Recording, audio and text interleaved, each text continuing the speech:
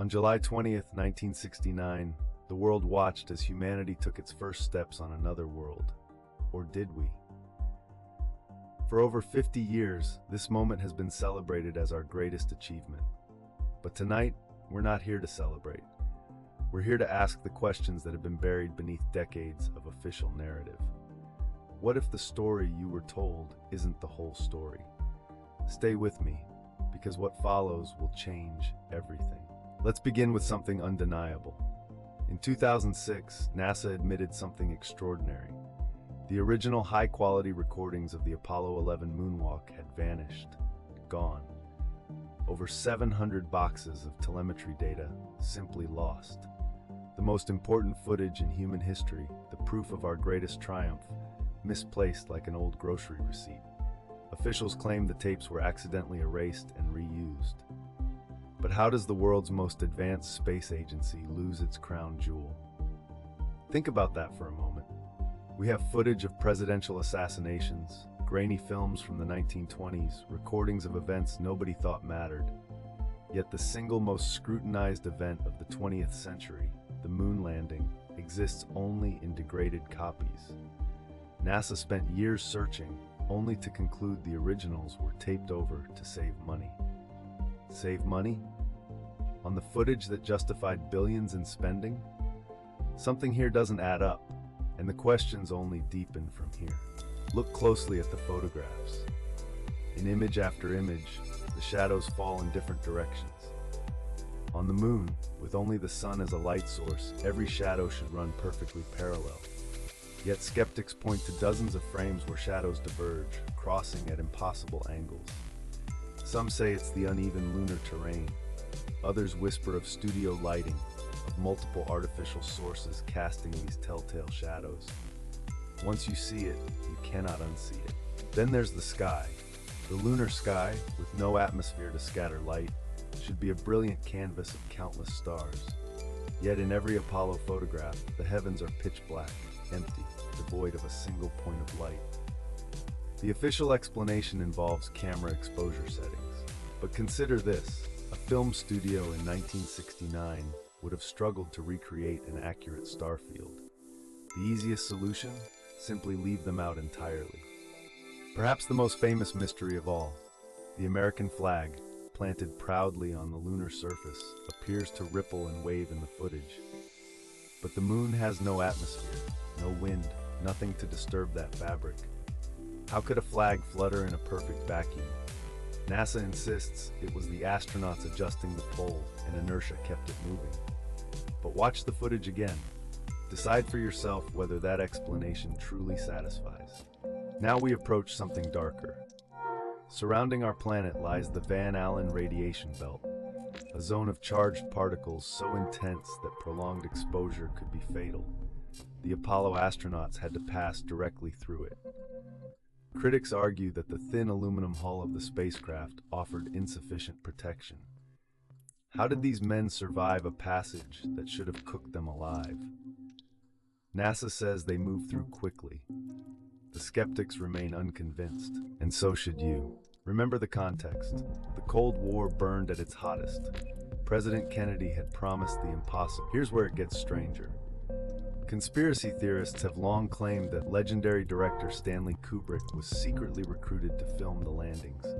His masterpiece, 2001: A Space Odyssey, released just 1 year before Apollo 11, proved he could create utterly convincing space imagery. Some believe hidden clues litter his later film, The Shining, confessions encoded in symbolism. A child wearing an Apollo sweater. Room 237. Coincidence? Or a director burdened by an unbearable secret? Consider the quality of the imagery. The astronauts used cameras mounted on their chests, no viewfinders, wearing bulky, pressurized gloves. Yet thousands of photographs returned perfectly framed, perfectly focused, perfectly exposed. The lighting on Buzz Aldrin's iconic portrait is flawless, despite him standing in shadow. Photography experts have marveled at this impossible consistency. How could amateurs, in the most hostile environment imaginable, produce results that would challenge professional studio photographers here on Earth? Now examine multiple photographs supposedly taken miles apart at different landing sites. Researchers have overlaid these images and discovered something chilling. The mountainous backgrounds appear identical, exactly the same horizon, the same peaks, the same contours, despite captions claiming vastly different locations. If these were truly separate sites, the backdrops should differ dramatically. Unless, of course, the same painted backdrop was reused, wheeled into position again and again across a single soundstage. And then there are the deaths. In the lead-up to the Apollo missions, an unsettling number of astronauts and personnel met untimely ends. The Apollo 1 fire claimed 3 lives in seconds. Others perished in mysterious car crashes and plane accidents. Skeptics count at least 10 suspicious deaths among those connected to the program. Were these tragic coincidences the inevitable cost of dangerous work? Or were they something else entirely, the silencing of those who knew too much? Let's return to that missing data. The telemetry tapes contain not just video, but raw scientific information, the heartbeat of the entire mission. Engineers who worked on the project have admitted the loss is inexplicable. One former NASA employee suggested the tapes weren't lost at all, but deliberately removed. Why would anyone destroy the primary evidence of success? Unless that evidence, examined closely with modern technology, might reveal inconsistencies the original audiences could never have detected. But here a contradiction emerges, one we must confront honestly. The Soviet Union, America's bitter rival, possessed the technology to track every signal coming from space. They monitored the Apollo missions closely. Surely, if the landing were faked, the Soviets would have exposed it instantly, humiliating America before the entire world. Their silence troubles the conspiracy theory.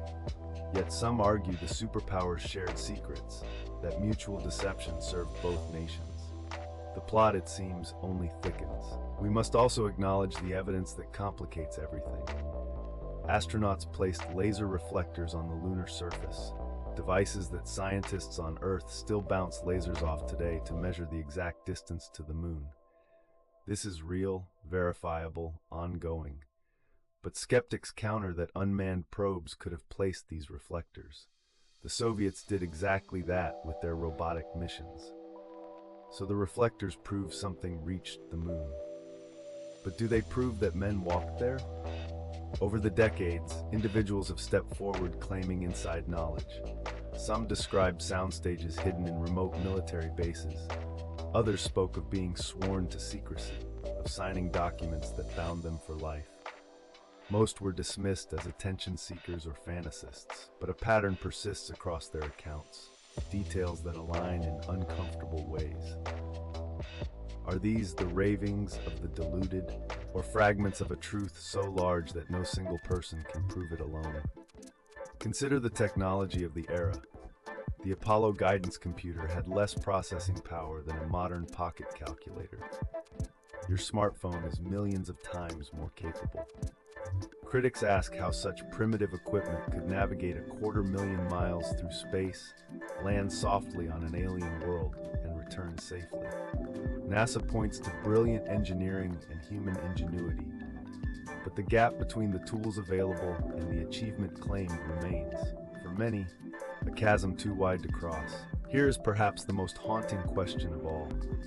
If we reached the moon in 1969 with that primitive technology, why have we not returned in over 50 years? We possess vastly superior tools now, yet no human has walked the lunar surface since 1972. The official answer cites cost and shifting priorities. But skeptics ask the obvious.